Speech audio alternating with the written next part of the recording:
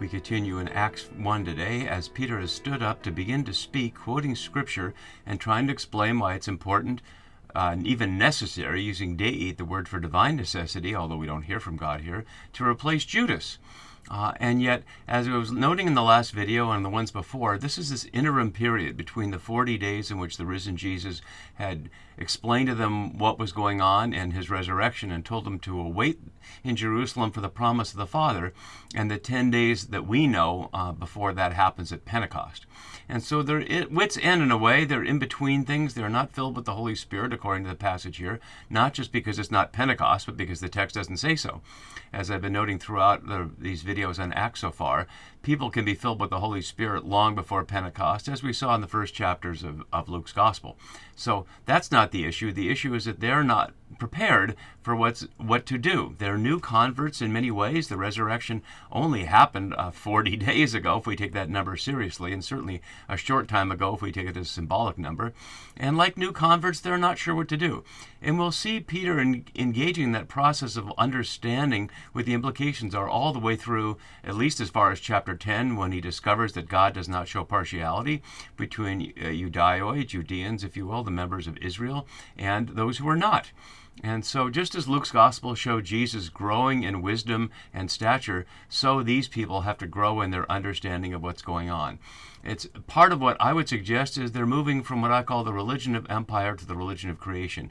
In this particular passage, thinking that they're in charge and that their membership in the 12 makes them, as we'll see, overseers, the equivalent of bishops, and that they have authority over. They're forgetting that Jesus told them that the kingdom that he represents is one in which people serve. And they will learn that along the way, but they're not there yet. So what we're seeing here is not a scene where Luke is saying, yes, this is what God wants, and they're doing it exactly right, but where they're trying to figure it out, and it's probably not what God wants, but God doesn't express a view one way or another. So as you can see on the right side of the screen, we're in this section here, and there are no particular structures that I show here, although I showed last time from a sweep the mirror structure of this section here. It's not exactly a chiasm, but you can see there's one part here starting with the aorist tense of dei here, necessary, and then this part here. They're not exactly matching as we see. We see 25 here several times, but 19 up here, and we see 16, 17, 18, but 22 here after 21. But they're certainly showing two halves of the same situation. Peter has spoken to here, and as the parenthetical here in the New Revised typography here suggests, and all scholars pretty much would agree, 18 and 19 are interjection here, and that's what forms, as you can see down below, this little ABA chiasm with the quotes from the Psalms in 16, 17, and then again in 20, and then Judas's death in the middle here, so a little ABA thing. One can question whether verse 20 continues as the interjection or is back to Peter. We'll look at that when we get there. And then verse 21 and 22 is the outcome that is not a quote from Scripture, where Peter establishes a criterion that nobody argues with for who are the people who will be eligible to be selected to be Judas's replacement. And we'll see how that process goes in the next video. So first, as we look at this, let's compare Judas's demise in Matthew and what we see here in Acts. And we can't harmonize them if we're trying to make this historical what really happened question. Matthew says he went out and hanged himself, and Luke and Acts, assuming Luke's the author of Acts, show something very different here. And I'll see if I can offer a reason why that is. They both include the field that he had bought with the wages of injustice, as the reward of injustice, as Luke has it here, is called the field of blood. So we're talking about a common situation, but Matthew interprets that through the prophet Jeremiah, and Acts does not have that. So let's look a little more closely at the details of what we do have here in Acts. So, as my note below has, there's a tradition, like from the Book of Wisdom here, about the death of the wicked, and we can hear this in Wisdom 4:18b to 19. After this, they will become dishonored corpses and an outrage among the dead forever, because he will dash them speechless to the ground and shake them from the foundations. They will be left utterly dry and barren, and they will suffer anguish, and the memory of them will perish. And the irony, as my note continues, that Luke preserves the memory of Judas for all time. So the gross description of this here, I'd like to suggest there's several elements. One is the humorous element that I've been noting as part of the strategy in Acts of the Apostles. We've already seen humor in the people who were standing there at Jesus' ascension, looking up at the sky, and the two angels or whoever they are in white looking at them. Why are you standing here looking up at the sky? A funny scene. And this is a dark scene, perhaps what I would like to call Coen Brothers humor here of the bowels gushing out. Not surprisingly, I could not find a classic artistic image that showed Judas dying here. But how about this one? Looks like a classic one, doesn't it? It's actually AI. But there we go. So let's look at some of the details. Now this man, it says, acquired a field, or literally bought a farm. Criterion here is not just a generic piece of land, although sometimes it's translated that way, as the Low Needle lexicon has below, land under cultivation or used for pasture. So he's perhaps imagining himself retiring to be a farmer here. Perhaps that's suggesting he couldn't get food from anybody else because he's so hated. It's not clear, or that he's just simply retiring with the money that he had from the reward and now buying the field. But, and here we have the description of mythos, adikias, of injustice, or as Weep suggests, Handaitis, his unrighteous reward. And then out of nowhere, it doesn't explain why or how it happened, falling headlong, using the word prentice here, only here in the New Testament, one of a whole series of words I've been highlighting in Acts that Luke uses either uniquely in the New Testament or uniquely in the whole Bible. And then he burst open in the middle, and all his bowels fell out. And the word for burst open, lakao, is only here in the New Testament. But the detail of all his bowels gushed out is not unique. The word for bowels is, and I'll come back to that in a minute, but the verb for gushed out here, which is not that common a word, and you can see below, it's used for the Spirit being poured out, but it's also used several times for blood or wine being poured out. But I would like to suggest that it really recalls this scene from 2 Samuel 20. So let's look at this. Joab, who is David's general, said to Amasa, who had been amongst David's people but then turned and worked for Absalom, when Joab appointed him to be his general, and now the rebellion is over. So now Joab says to Amasa, whose boss Absalom is now dead, "Is it well with you, my brother?" And Joab took Amasa by the beard with his right hand to kiss him, but Amasa did not notice the sword in Joab's hand. Joab struck him in the belly, so his entrails poured out on the ground, and he died. Using the same verb for pouring out, although the word for entrails is not the same word as we have for bowels here. So not only is it parallel in the sense of somebody's innards pouring out, but what's going on here is a betrayal of someone, of David, and Jesus, of course, as son of David, as we saw in Luke, and as we've been hearing here, David, as the author of the Psalms, is in the ears here, that Amasa betrayed David, and now he's dying this way, and Judas betrayed the son of David, and now he's dying this way. But there's another little thing. Rather than using the Greek that the Septuagint uses for entrails, he uses the word splagna here, which was used in Luke 1:71 there, and let's look at that, translated tender mercy of our God. And it's translated that way because, biblically speaking, mercy and compassion are understood to emerge from the gut or the bowels. And so is this expressing symbolically that Judas, a man of no compassion but of greed, is losing his symbolic element of his compassion right there pouring out? Perhaps that's not Luke's purpose, but he certainly does change the word from the scene in 2 Samuel, and that would give us a reason why. And so with Judas's grisly death, now we find out that this is known to everybody in Jerusalem. And that would be a surprise because Jerusalem is a big city and the events around Jesus are relatively small events. They would not necessarily be known to be happening when they were happening to people on the other side of town, especially at a feast like Passover or what's coming up at Pentecost. But Luke tells us here, this is from the narrator, the interjection, this became known to all the residents of Jerusalem. The word for become known here, gnoston here, is a Lucan word. We saw it in Luke twice in the Gospel, and we see it 10 times in Acts. It's only a couple other places. The entire city knows of the disgrace. And the description of the residents here, the katoikeo here, 20 times in Acts and 44 times in the New Testament, means the permanent residents, as opposed to the people we'll see at Pentecost who were gathered for the feast. So this is known to all the people there, so that they call the field in their language, highlighting, Fitzmyer suggests below, Peter is made to speak as if his native language were not Aramaic, but the easier solution is this is a parenthetic from the narrator. So the Greek language of the text is now saying that it's called in their language, which is Aramaic, called hakeldama, that is field of blood. And there's a couple things going on there. So the word for language here is not a gloss-related word from which we get things like glossolalia, speaking in tongues, or glosse from tongue or lip here, but dialecto. And it's only used in Acts. Here's the first time. But it's important to see the last three in chapters 21, 22, and 26 are all about speaking Hebrew, which certainly suggests Aramaic in this context. And the ones in chapter 2, verse 6 and 8 are the Pentecost story. So by highlighting it here, the multilinguistic element here, that Peter is speaking Greek, but the residents of Jerusalem speak Aramaic and are using an Aramaic name there, is highlighting that. Just as we'll see with Barsabbas in the next video, son of the Sabbath, highlighting the Jewish element of what's going on here. So Hakeldama, as Weep notes, is traditionally associated with a cemetery at the east end and the south slope of Mount Hinnom. This site was in use for the burial of pilgrims up to the 17th century. And so with that little note, then I would suggest we're returning to Peter here. Some suggest this doesn't follow from verse 17, but I would suggest it does here. That he was numbered amongst us and allotted a share of ministry, for it was written in the Psalms, and this is what they're going to do. You can decide for yourself, of course, as throughout.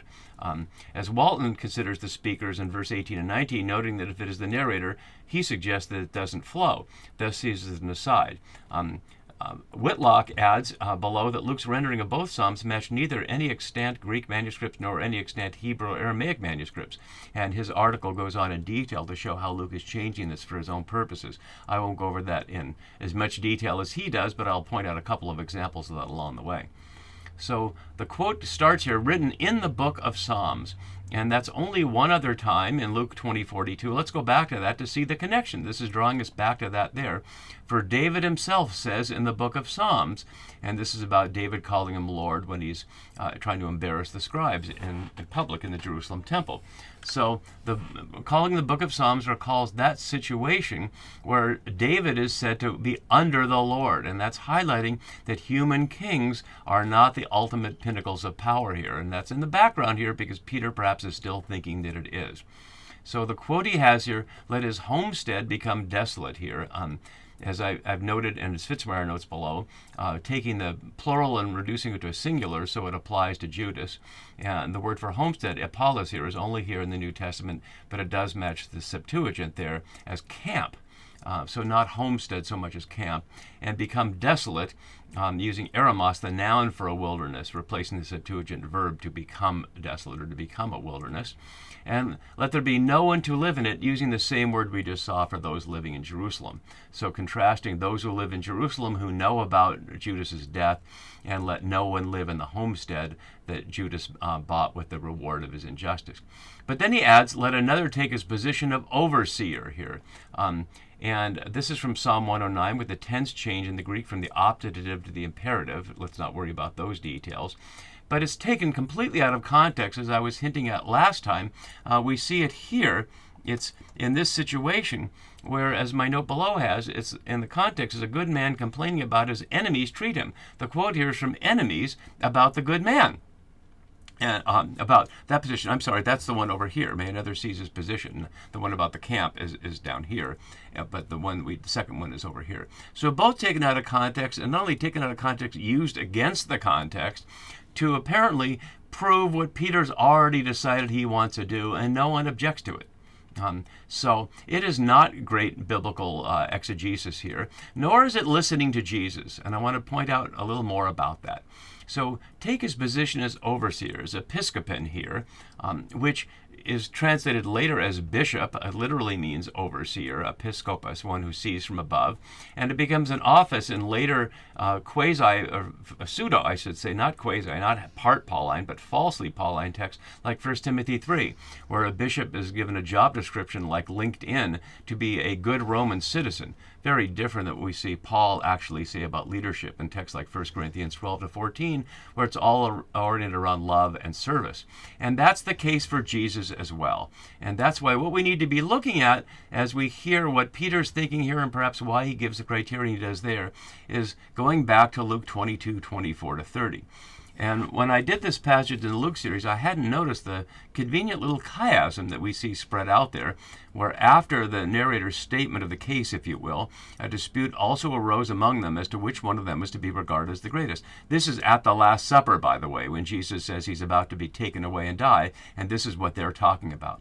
So he starts off contrasting the kings of the nation's normal practice is to lord it over them, and those in authority are called benefactors. On the other side of the chiasm is, you are those who have stood by me in my trials, and I confer on you, as my Father has conferred on me, a kingdom, so that you may eat and drink at my table in my kingdom, and you will sit on thrones judging the 12 tribes of Israel. So the frame of the chiasm is around kingship. But the kings of the nations, or the Gentiles, is a domination kind of kingship. And what about the kingship that Jesus is providing? Well, we see it at the center of the chiasm, repeated 3 times. It's about service. Diakonon here, or diakonia in the noun form. And notice the chiastic shape, the leader like, I am among you like, and the one who serves as the rhetorical question there at the center. So playing the right answers, Jesus is one who serves, you are to be those who serve. So the translation as ministry, back in verse 17, and we have to see it on 25, covers that over, as Whitlock nicely points out, that the issue isn't ministry, the issue is service. The place of authority over others, like an overseer, or the place below, like one who serves. The greatest among you must be like the youngest. And apparently what we're seeing here is Peter, and apparently the rest of them, are remembering this. You will sit on thrones judging the 12 tribes of Israel. Therefore, there have to be 12 to sit on the 12 thrones, taking that overly literally. And we've seen their yearnings for power earlier on. We saw how they want to be like Elijah and have God call down fire on those who don't listen to them to annihilate them, and Jesus tells them to be quiet. And so it's not surprising that their fantasy is they're going to rule now and they're going to take over. Despite everything that's happened, they're just not completely transformed yet. It takes time. And I certainly know that in my own life, but I know that in the life of people I've journeyed with over time. You're given one narrative and you live in it for a while, and to take up another narrative and live in it is a long process of a conversion. Some people do it right away, but for most of us, it's a lifetime. So let's look a little more closely with this up on the right side of the screen at the criterion that Peter offers here. The Greek of this is in a very different order, and I'll leave that up while I put this version of it up here. So let's read it from here, and we can hear it more clearly, these 2 verses. It is necessary, therefore, highlighting the dei at the beginning, for a man who has been with us for all time that the Lord Jesus went in and out among us, from the first of the baptism of John until the day he was taken up from us, to become a witness to the resurrection with us. So 2 things about that. Why should it have to be a male person? It's specifically man here. As my note below has, Peter isn't there yet on gender or Gentiles. We certainly know the women are present. We've heard of the 12 men who were named, of the 11 apart from Judas, but Judas is named of course too, and the 120 who were present. And we know what's coming up at Pentecost is Peter, then filled with the Holy Spirit, will go to the prophet Joel and talk about men and women will prophesy, both young and old, and both men and women. But he's not there yet. So he thinks it has to be a man parallel to the thrones to be in a position of rule. And then looking at some more of the details, those who have accompanied us all the time. Why that? Why do they have to be there all the time? And scholars try to justify it in the sense of, well, this seems to be the holy word, so let's explain why it is. But is there any reason? And in fact, Acts will show, no, there's not a good reason. Because not only the most famous one who will witness to the resurrection, Paul, also known as Saul, obviously wasn't with them from the beginning, but neither was Stephen, who will be killed for his witness in chapter 7, and many others they meet along the way, in both senses of the way, the capital W way, the way of Jesus, the way of life that they're being called to embody and witness to, but also the way around the geography of the Mediterranean. So this is the criterion. It has to be a man who's been with them the entire time, beginning from the baptism of John until he was taken up from us, analambano, using a resurrection word. One of these must become a witness, using the dei, but using it at the beginning of the sentence. And so that's the criterion. And we need to wonder, before we get to the next scene, how many are there? Who are they choosing from? Are this among the 120? We don't know. But next time we'll see who they choose, and we'll see why what they're doing here is really Luke telling us they're just filling the time until Pentecost comes. We'll see you next time as we continue. Bye-bye.